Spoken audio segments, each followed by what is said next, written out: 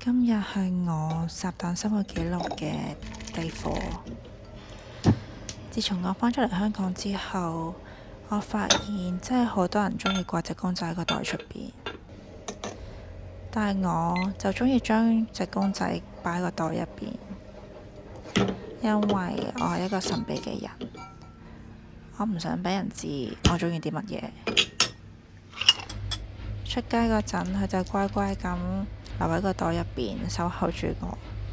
有時我會偷偷地拎佢出嚟，俾佢曬下太陽。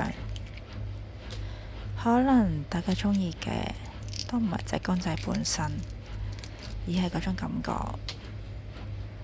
無論去到邊，都有一樣溫暖嘅嘢陪住你。大家有冇發覺我今日剝個蛋殼剝得好快？個秘訣就係唔好將個蛋殼敲到咁碎。我知道呢隻蛋出嚟嗰陣高少少，將佢放落個碗度已經夠，唔使再特別敲碎。起身啦，夠鐘烚蛋啦！